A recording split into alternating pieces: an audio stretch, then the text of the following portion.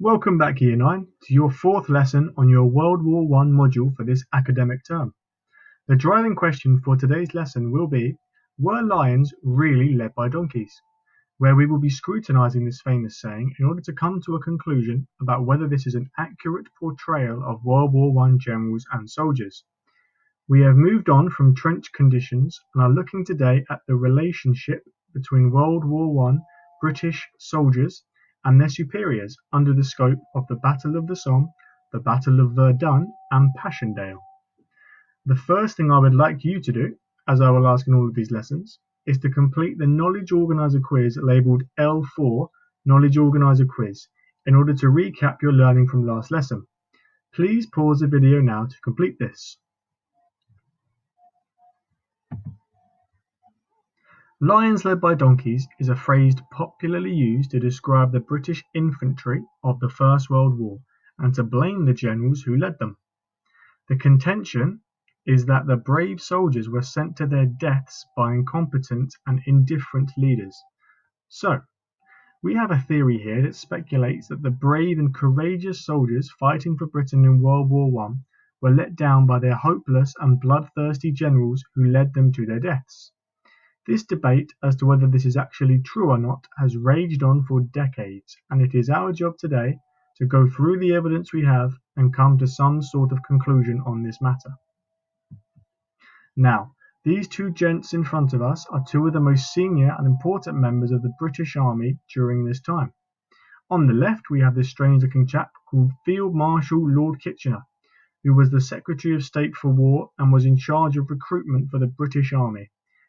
And as you can see here, very much supported the idea of the PALS battalions to boost recruitment numbers. On the right-hand side, you can see a picture of General Sir Douglas Haig, and he was the leader of the British Army at the Somme, and was also nicknamed the Butcher of the Somme, which links into our debate today about the competency, so the ability, of these generals and how they use their soldiers in battle. This map highlights what is known as the Western Front. The Western Front effectively separated the German forces from the Allied armies. Here we have a map of where the British fighting took place in World War One along an area known as the Western Front, as this area of fighting occurred in Western Europe. As you can see, there are a number of countries that were helping the British here, including France, the USA, and Belgium, fighting off the red dotted line which represents the Imperial German Army. You can also notice that the lines are not straight lines evenly lining up from north to south, and that in fact they zigzag across France and much of northwestern Europe, showing just how chaotic the front line was, and how different parts of the line could be attacked at different times. I would now like you to watch the video entitled World War I-II Lions Led by Donkeys, which can be found in the material labelled L4 Resources. Whilst watching the video, answer the questions which can be found in the assignment entitled L4 Task Sheet under Task 1. Once you have completed the questions, proceed to watch the video entitled Advanced World War I Tactics with General Melchett, which I think you might enjoy, which can be found in the material labelled L4 Resources. If you can't find the videos there are two hyperlinks underneath which you can copy and paste into your URLs. On this slide, you are looking at a table containing two columns, and in these two columns you have separate categories of lions led by donkeys as an accurate assessment and lions led by donkeys as not being an accurate assessment. You will be able to find this table if you locate the Google document entitled L4 Task Sheet and have a look at Task 2. Your job will be to fill out this table using the sources that we will be going through in the rest of this lesson, and for each individual source deciding whether it agrees with the statement that lions were led by donkeys or disagrees with this statement. I have completed the section for source A for you. Please pause the video now to locate this document and fill it out as I go through each source. If you want, you can pause the video after each source in order to have enough time to fill in your table accordingly. So for each of these sources, as we see source A on the screen, I will read through the source and it will be your task to work out whether the source agrees that lions, aka soldiers, were led by donkeys, aka generals, or that the generals weren't that bad and lions were not led by donkeys, remembering to include a quote from the source to back up your answer. Source A. No amount of skill on the part of the high commanders, no training, however good, on the part of officers and men, no superiority, which means being better than, however great, of arms and ammunition, which refer to guns and bullets and shells, will enable victories to be won without the sacrifice of men's lives.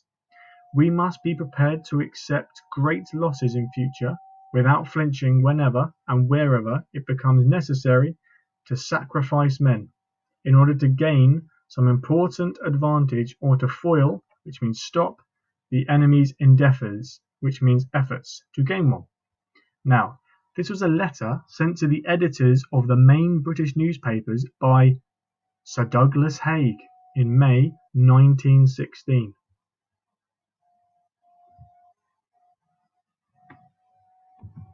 Source B.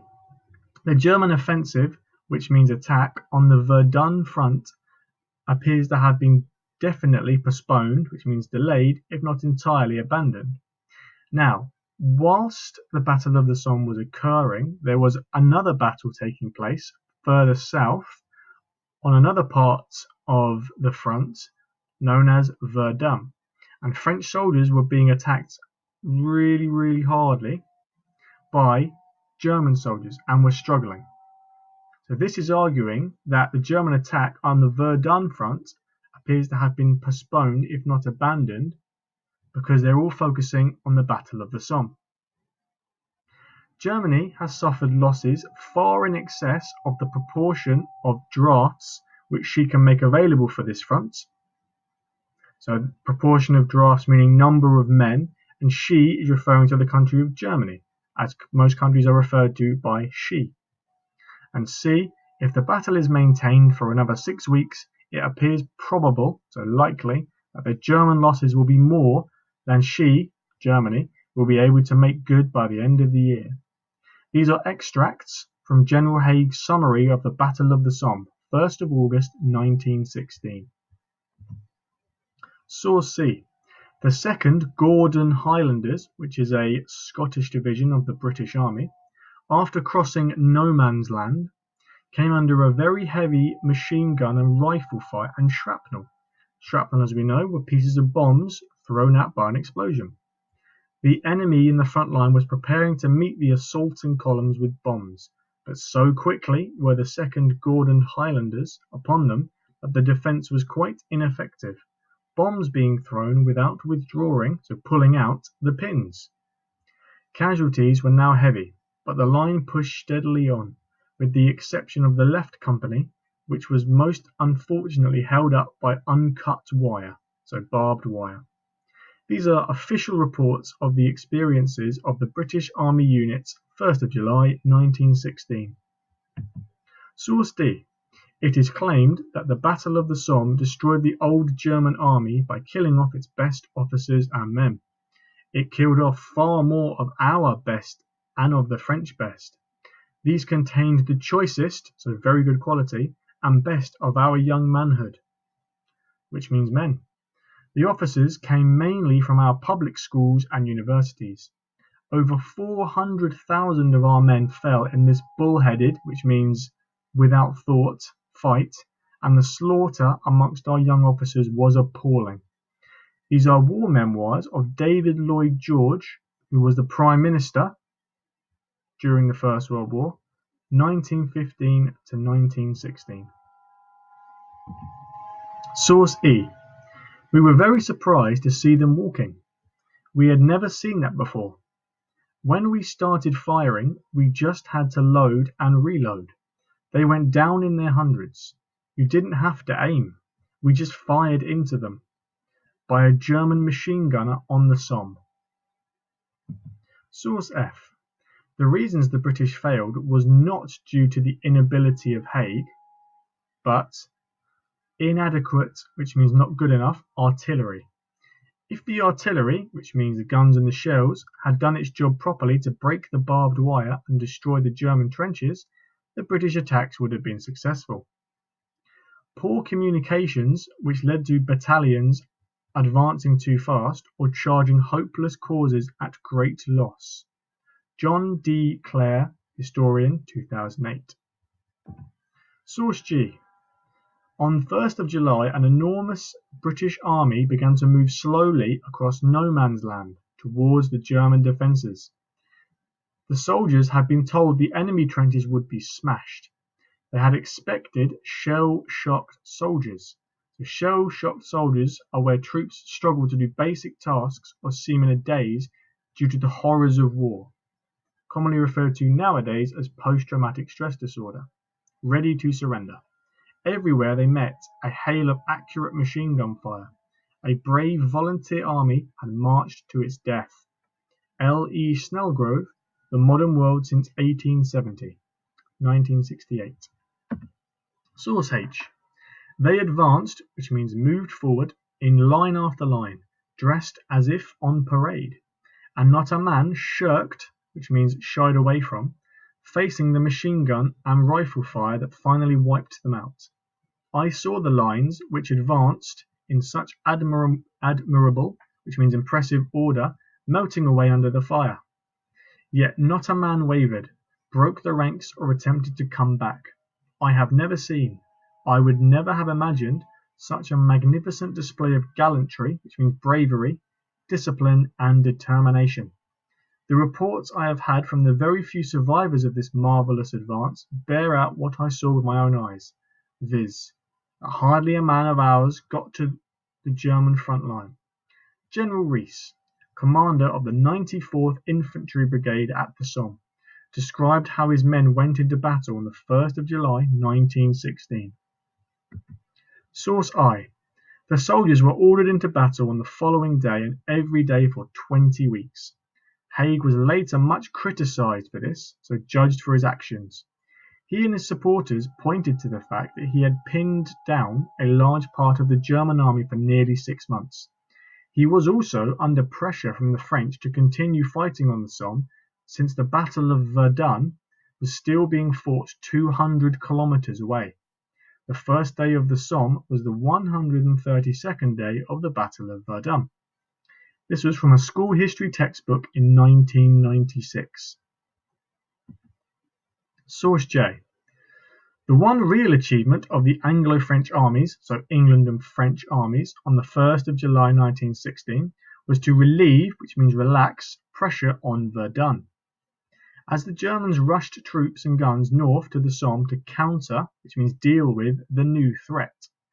If Haig, so as we know, Field Marshal Haig, had called off the offensive on the 2nd of July, he would have thrown away this advantage. Sitting back and letting Britain's principal, which means best ally's army, be mauled, so attacked, was simply not an option for Haig. The alliance, which means friendship, between France and Britain was always a somewhat uneasy one. Lack of cooperation, let alone British inaction, which means doing nothing, in 1916, might well have caused the coalition, so the partnership, to fall apart. Dr. Gary Sheffield, 2011. Now, we're going to have a go at answering an 8-mark exam question. For this 8-mark question, which can be located by finding the assignment labelled L4 exam question, I have helpfully provided you with this table, including your structure in the first column, what you should be arguing in each paragraph and how to argue in each paragraph. This information is also included on the document in order to help you. Lions were led by donkeys with regards to the Battle of the Somme. To what extent do you agree with this statement? 8 marks. So, starting from the left-hand side and going down, you have your introduction, paragraph 1, paragraph 2, and your conclusion. In the next column over, in your opinion, you need to decide whether you agree or disagree with this statement for the introduction. For paragraph 1, if you agree with the statement, you need to say why in this paragraph, or if you disagree with the statement, you need to say why in this paragraph. For paragraph 2, You need to provide a counter-argument. Now you need to argue against what you said in paragraph 1. And finally, agree with what you wrote in the introduction and briefly summarize your reasons or reasoning why you thought this. And finally, in the third column, point. In my opinion, I agree/disagree with the statement because. Evidence. Soldiers were needed to fight at the Battle of the Somme because. Explain. The term lions led by donkeys refers to. For your first paragraph, P. I agree with the statement that lions were led by donkeys at the Battle of the Somme. E. Poor leadership, bad communication, ineffective tactics, massive casualty numbers, etc. E. Poor leadership, bad communication, ineffective tactics, massive casualty numbers meant that lions were led by donkeys at the Battle of the Somme because. Paragraph 2. I disagree with the statement that lions were led by donkeys at the Battle of the Somme. E. Relieving pressure on Verdun, other countries had similar casualty numbers, inadequate artillery, poor on-field communications. E. Relieving pressure on Verdun, other countries had similar casualty numbers, inadequate artillery, poor on-field communications meant that lions were not led by donkeys at the Battle of the Somme because. In conclusion, I agree/disagree with the statement lions were led by donkeys at the Battle of the Somme because. Please pause the video now in order to give this exam question a go.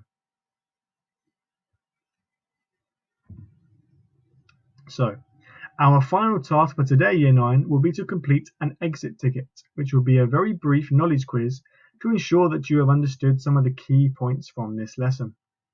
This exit ticket can be found in L4 exit ticket and will take the same format to your knowledge organizer quiz. So, congratulations on making it through today's lesson, Year 9. We really do appreciate the work that a number of you are doing, and we hope that you enjoyed celebrating VE Day with your families last Friday. As usual, if you have any questions, please email your teacher, who will reply to you as and when they can. And as always, stay tuned for next week's lesson, which will be on how the Allies won World War I and brought the end to the conflict on November the 11th, 1918.